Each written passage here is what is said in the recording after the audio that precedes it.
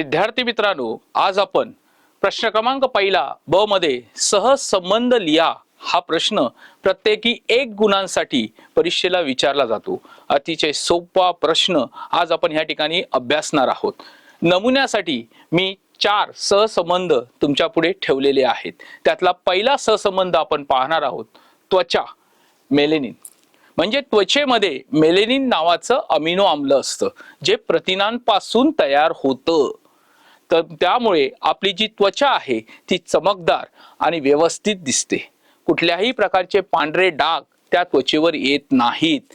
म्हणून त्वचेमध्ये मेलेनिन नावाचं अमिनो आम्ल असतं। मला आता सांगा, स्वादुपिंडामध्ये कोणत्या प्रकारचं अमिनो आम्ल असतं? तर स्वादुपिंडामध्ये इन्सुलिन नावाचे अमिनो आम्ल असतं। आता इन्सुलिन तुम्हाला माहिती आहे, स्वादुपिंडामध्ये इन्सुलिन नावाचं संप्रेरक स्रवतं आणि म्हणून आपल्या शरीरात जी साखर तयार होते या साखरेचा विनियोग होतो। पण स्वादुपिंडामध्ये जर इन्सुलिन स्रवलंच नाही तर आपल्याला मधुमेह, डायबिटीज हा रोग होऊ शकतो। म्हणून विद्यार्थ्यांनो लक्षात ठेवा, त्वचेमध्ये मेलेनिन तर स्वादुपिंडामध्ये इन्सुलिन जे डायबिटीज होण्यास कारणीभूत असतं, हे लक्षात ठेवा। दुसरा सहसंबंध आपण पाहणार आहोत अलैंगिक प्रजननाचा।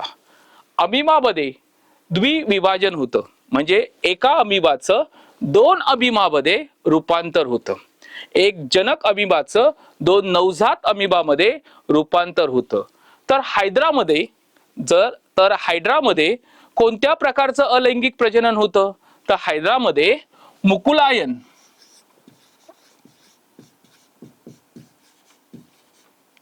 नावाचे अलैंगिक प्रजनन होतं, हे लक्षात घ्या। तिसरा आपण पाहणार आहोत श्वेतक्रांती। श्वेतक्रांती म्हणजेच दुग्ध क्रांती। देशामध्ये श्वेतक्रांती झाली म्हणजेच दुधाच्या उत्पादनामध्ये वाढ झाली। आता नीलक्रांती। नीलक्रांती म्हणजे नेमकं काय? तर नीलक्रांती म्हणजे मत्स्य उद्योग।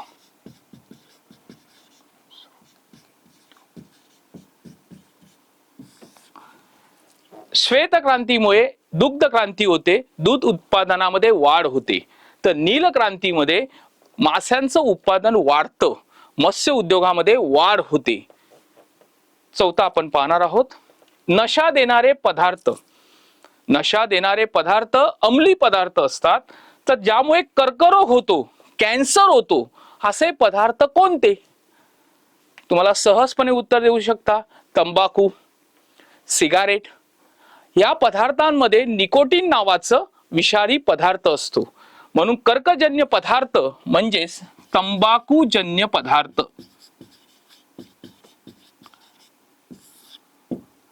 हे पदार्थ गुटखा, सिगारेट यासारख्या पदार्थांमध्ये असतात, म्हणून आपल्याला कर्करोग होतो। अशा प्रकारचे जर सहसंबंध तुम्ही परीक्षेत अभ्यासले तर तुम्हाला 1 गुण परीक्षेमध्ये हमखास मिळू शकतो। प्रश्न क्रमांक पहिला ब प्रश्नपत्रिकेमध्ये अतिशय सोपा प्रश्न येतो। 4 शब्द दिलेले जातात। या 4 शब्दामध्ये तुम्हाला वेगळा शब्द निवडून लिहायचा असतो। जर या 4 शब्दाचं तुम्ही निरीक्षण केलं तर तुम्हाला वेगळा शब्द सहजपणे तुम्ही लिहू शकता।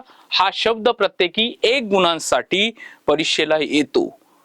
आपण काही उदाहरणं या ठिकाणी उजळणीसाठी घेत आहोत। सौर ऊर्जा म्हणजे सूर्यापासून मिळणारी ऊर्जा। पवन ऊर्जा म्हणजे वाऱ्यापासून मिळणारी ऊर्जा। जलविद्युत ऊर्जा म्हणजे धरणाच्या पाण्यातून निर्माण होणारी ऊर्जा, जलविद्युत ऊर्जा। औष्णिक ऊर्जा म्हणजे कोळसा जाळून मिळणारी ऊर्जा। जरा निरीक्षण करा, पाहू विद्यार्थ्यांनो, यामध्ये कोणत्या ऊर्जेमध्ये वेगळा शब्द या ठिकाणी आलेला आहे? तुमच्या लक्षात येईल, सौर ऊर्जा, पवन ऊर्जा, जलविद्युत ऊर्जा यामुळे कुठल्याही प्रकारचं प्रदूषण होत नाही। मात्र औष्णिक ऊर्जा जी कोळसा जाळून निर्माण होते त्यामुळे प्रदूषण होतं। म्हणून या ठिकाणी सौर ऊर्जा, पवन ऊर्जा, जलविद्युत ऊर्जा ह्या हरित ऊर्जा आहेत।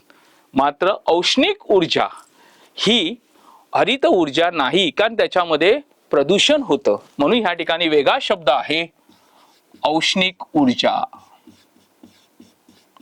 असं लिहिलं तर विद्यार्थ्यांनो तुम्हाला 1 गुण हमखास मिळू शकतो. आता दुसऱ्या उदाहरणामध्ये बघा, चोरी, भूकंप, ज्वालामुखी, महापूर या आपत्ती दिलेल्या आहेत. या आपत्तीचं जर तुम्ही निरीक्षण केलं तर तुम्हाला दिसतील काही आपत्ती मानवनिर्मित आहेत तर काही आपत्ती निसर्ग निर्मित आहेत. भूकंप निसर्ग निर्मित, ज्वालामुखी निसर्ग निर्मित, महापूर निसर्ग निर्मित. म्हणजे चोरी ही मानव निर्मित आपत्ती आहे, म्हणून हा शब्द वेगळा आहे, चोरी. तिसरं पहा, परागकोश, कुक्षी, कुक्षिवृत्त आणि अंडाशय. विद्यार्थी मित्रांनो, तुम्ही जास्वंदाचं चित्र जरा डोळ्यापुढे आणा. जास्वंदीच्या चित्रामध्ये परागकोश, कुक्षी, कुक्षिवृत्त आणि अंडाशय हे शब्द तुम्ही बघितलेले असतील. जास्वंदीच्या फुलामध्ये स्त्री घटक असतात, नर घटक असतात. नर घटकाला आपण पुंकेसर किंवा पुमंग असं म्हणतो. तर जास्वंदीच्या फुलांमध्ये जो स्त्री घटक असतो त्याला आपण जायांग किंवा स्त्रीकेसर असं म्हणतो. आता ह्यामध्ये कुक्षी, कुक्षिवृत्त आणि अंडाशय हे स्त्रीकेसर किंवा जायांगाचे भाग आहेत. तर परागकोश हा पुमंग किंवा पुकेसराचा भाग आहे, म्हणून परागकोश हा एक वेगळा शब्द आहे. अशा प्रकारे विद्यार्थ्यांनो हा शब्द तुम्ही केवळ निरीक्षणाने ओळखू शकता. प्राण्यांचं वर्गीकरण या प्रकरणातला हा प्रश्न आहे 4था. रोहू, पॉपलेट, शार्क आणि पेंग्विन. रोहू, पॉपलेट, शार्क आणि पेंग्विन. आता ह्या ठिकाणी पहा, रोहू, पॉपलेट आणि शार्क हे मासे आहेत. पेंग्विन काही मासा नाही, म्हणून ह्या ठिकाणी हा वेगळा शब्द आहे. आपण ह्या ठिकाणी घेणार आहोत पेंग्विन. अशा प्रकारे विद्यार्थ्यांनो केवळ निरीक्षणाच्या साहाय्याने वेगळा शब्द जर तुम्ही निवडलात तर तुम्हाला परीक्षेत हमखास 1 गुण मिळू शकतो.